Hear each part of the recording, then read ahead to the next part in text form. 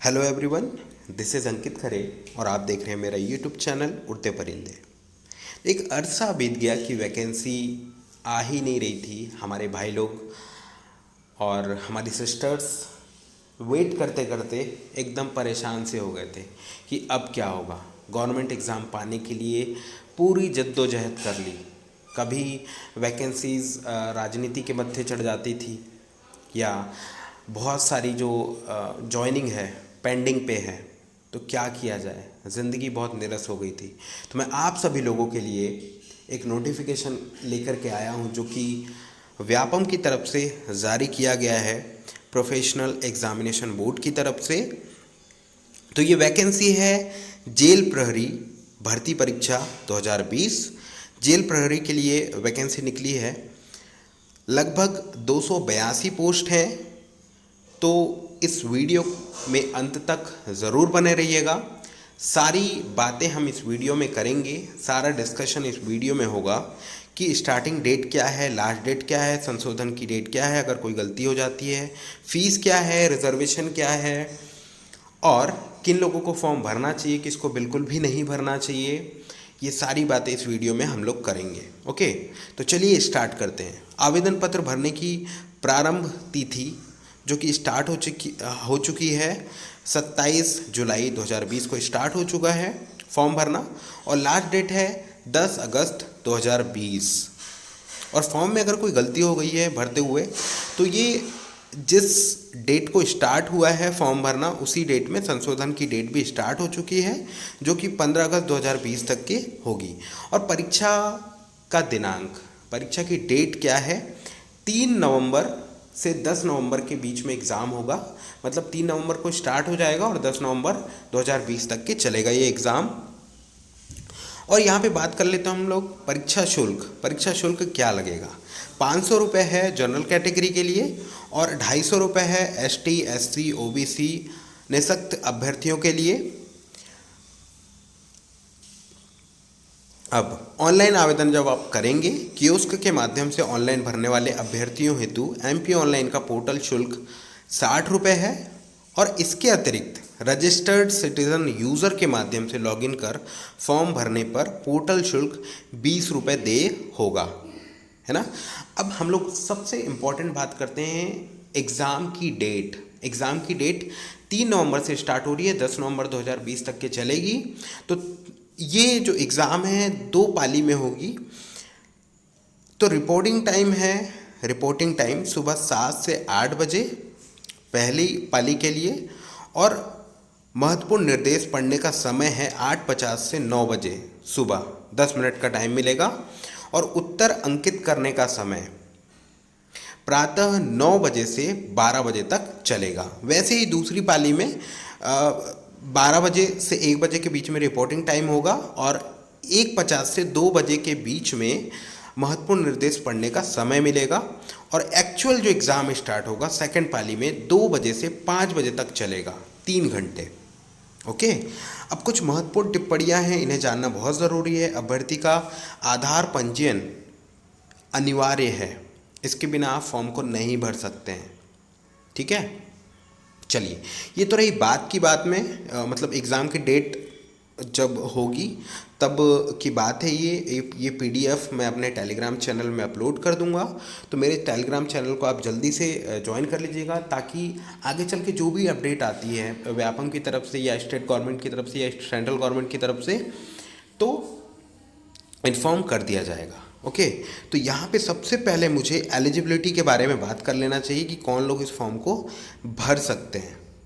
ठीक है, तो हाँ ये आ गया।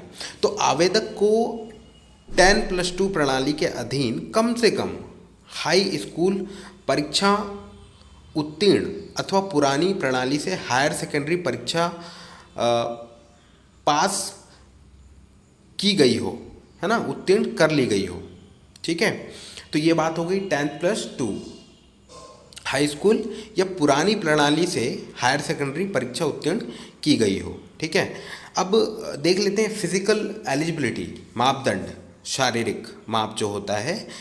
पुरुष अभ्यर्थी के लिए, मेल के लिए 165 सेंटीमीटर और एक महिला के लिए 158 सेंटीमीटर, और अगर हम सीना बिना फुलाए की बात करें पुरुष के लिए 83 सेंटीमीटर, 83 सेंटीमीटर। महिला के लिए ऐसा कोई प्रावधान नहीं है सीना फुलाए जाने वाली बात, ठीक है। तो आवेदक की दोनों आंखों की दृष्टि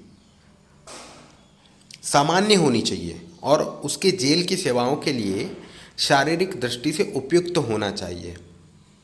अभ्यर्थी को शारीरिक रूप से अपंग बिल्कुल भी नहीं होना चाहिए।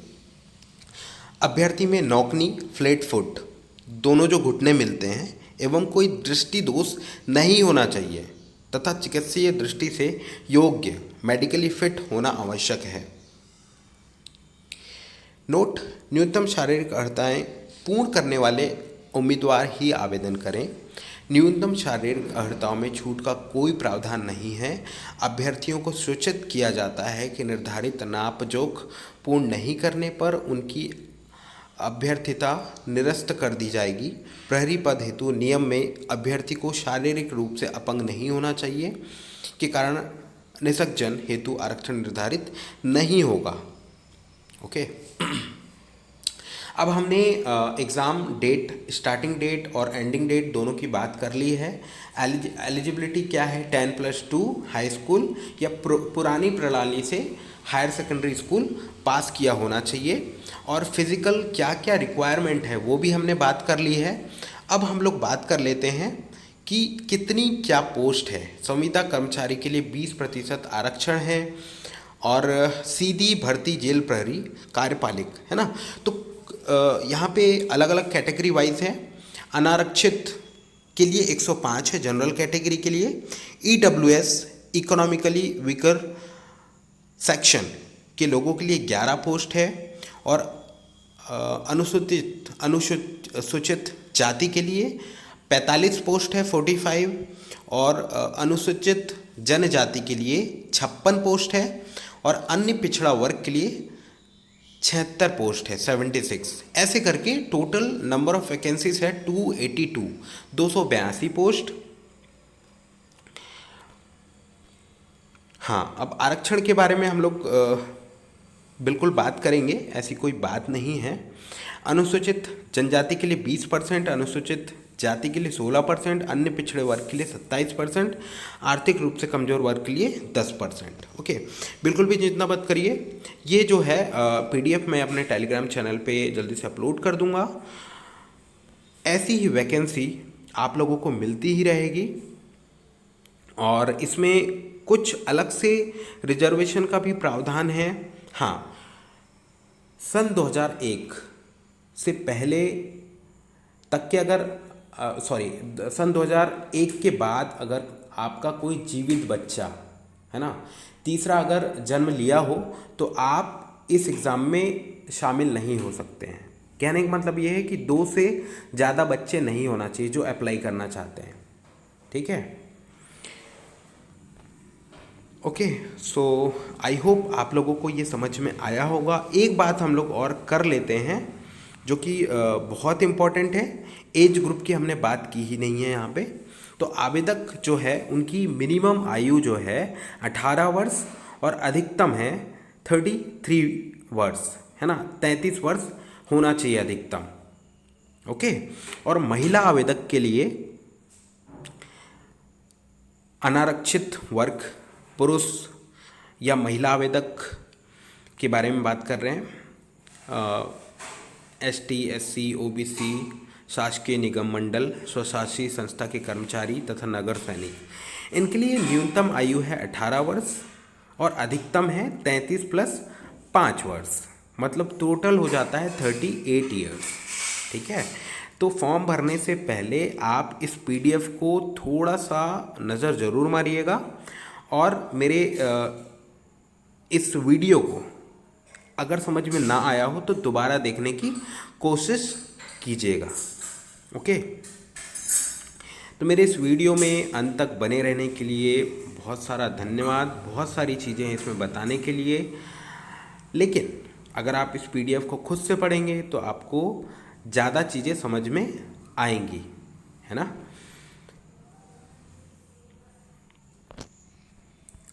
Thank you so much. फिर से मैं कह रहा हूँ, ऐसी ही नोटिफिकेशन पाने के लिए मेरे चैनल को सब्सक्राइब कीजिए, बेल आइकॉन को प्रेस करना ना भूलें और मेरे टेलीग्राम चैनल को ज़रूर ज्वाइन कीजिएगा इस PDF को पाने के लिए। Thank you so much.